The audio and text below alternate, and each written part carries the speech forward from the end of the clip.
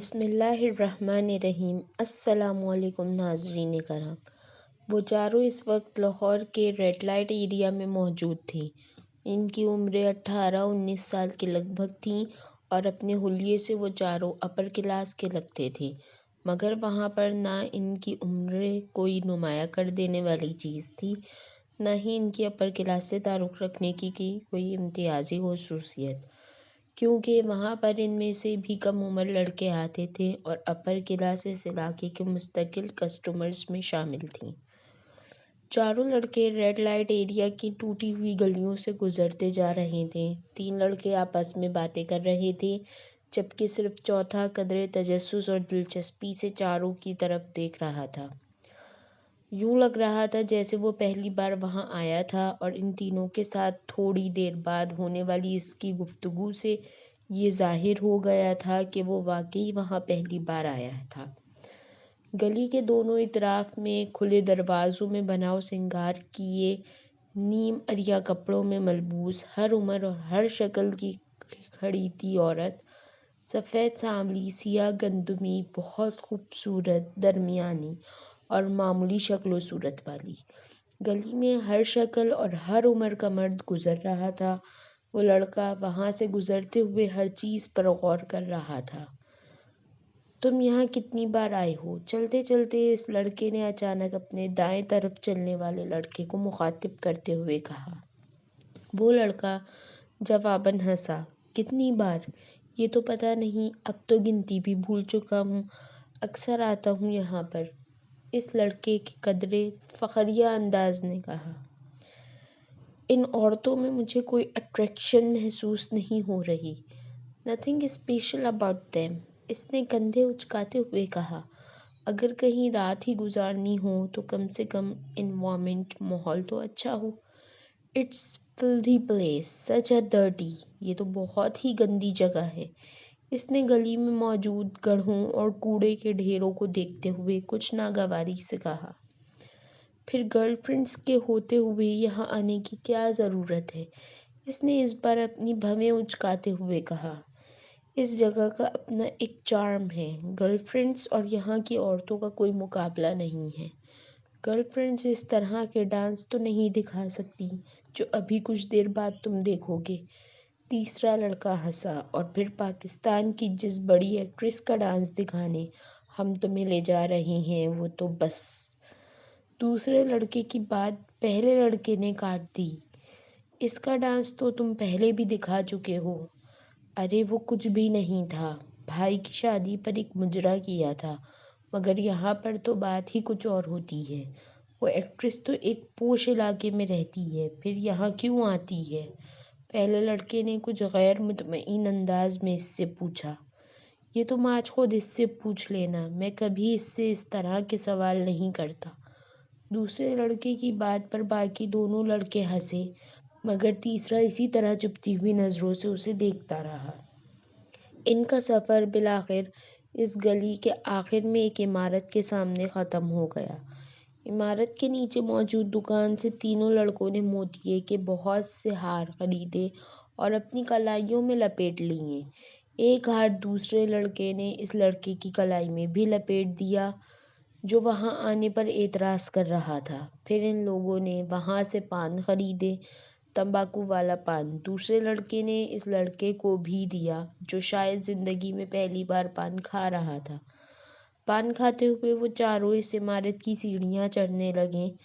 اوپر پہنچ کر پہلے لڑکے نے ایک بار پھر تنقیدی نظروں سے چاروں طرف دیکھا اور پھر اس کے چہرے پر اطمینان کی ایک جھلک نمودار ہوئی۔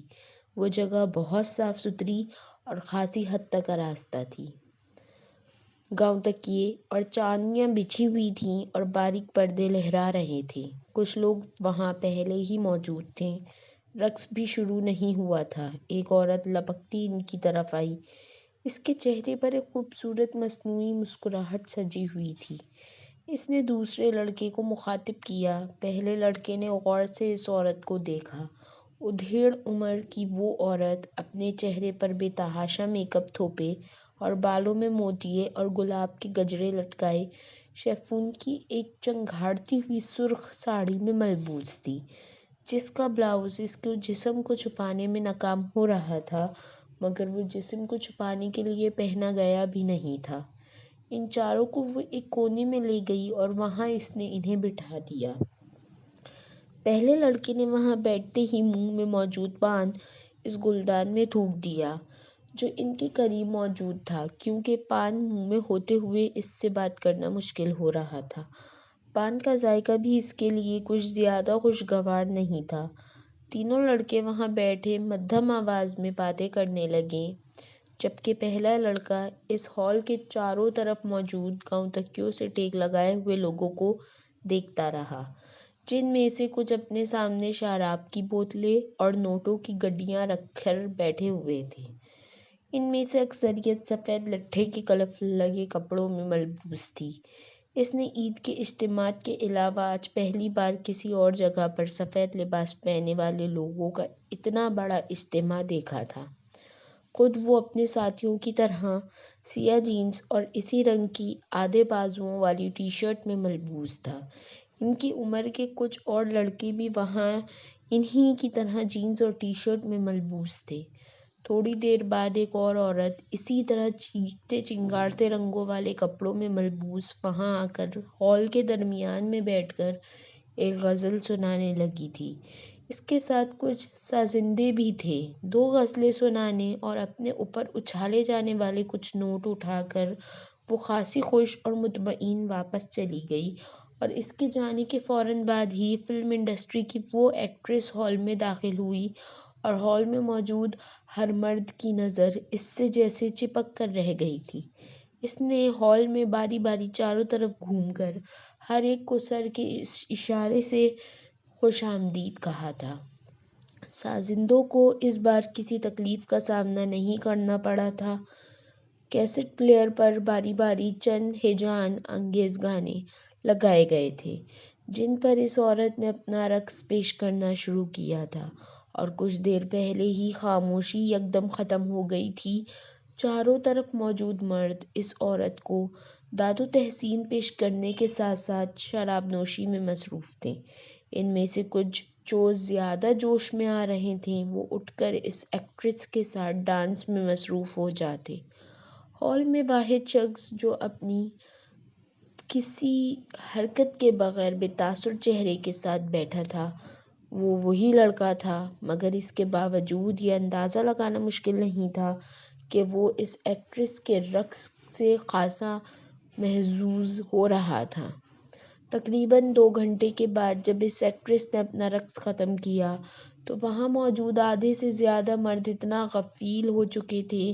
واپس گھر جانا ان کے لیے مسئلہ اس لیے نہیں تھا کیونکہ ان میں سے کوئی بھی گھر جانے کا ارادہ نہیں رکھتا تھا، وہ سب وہاں رات گزارنے آئے تھے۔ ان چاروں نے بھی رات وہاں گزاری۔ اگلے دن وہاں سے واپسی پر گاڑی میں اس دوسرے لڑکے نے جمائی لیتے ہوئے پہلے لڑکے سے پوچھا، جو اس وقت لاپرواہی سے گاڑی سے باہر دیکھنے میں مصروف تھا، کیسا رہا یہ تجربہ؟ اچھا تھا، پہلے لڑکے نے کندھے اچکاتے ہوئے کہا۔ بس اچھا تھا اور کچھ نہیں؟ تم بھی بس؟ اس نے قدرے ناراضی کے عالم میں بات ادھوری چھوڑ دی۔ کبھی کبھار جانے کے لیے اچھی جگہ ہے، اس کے علاوہ اور کیا کہہ سکتا ہوں، مگر سم تھنگ اسپیشل والی کوئی بات نہیں ہے۔ میری گرل فرینڈ لڑکی سے بہتر ہے جس کے ساتھ میں نے رات گزاری ہے، اس لڑکے نے دو ٹوک انداز میں کہا۔ ڈائننگ ٹیبل پر ہاشم مبین کی پوری فیملی موجود تھی۔ کھانا کھاتے ہوئے وہ سب آپس میں خوش گپیوں میں بھی مصروف تھے۔ موضوع گفتگو اس وقت امامہ تھی جو اس ویکینڈ پر بھی اسلام آباد موجود تھی۔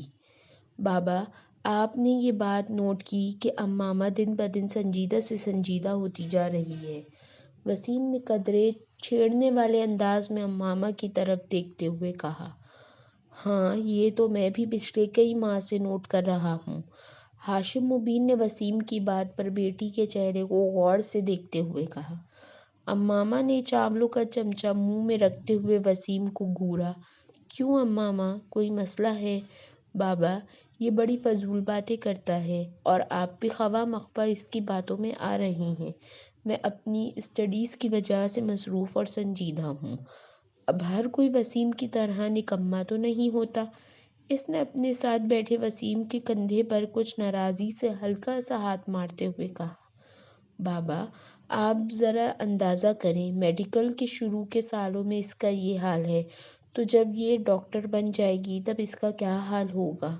وسیم نے امامہ کی تنبیہ کی پرواہ نہ کرتے ہوئے اس کا مذاق اڑایا۔ سالوں گزر جایا کریں گے مس امامہ، ہاشم کو مسکرائے ہوئے۔ ڈائننگ ٹیبل پر موجود لوگوں کے چہروں پر مسکراہٹ دوڑ گئی۔ ان دونوں کے درمیان نوک جھوک ہمیشہ ہی رہتی تھی۔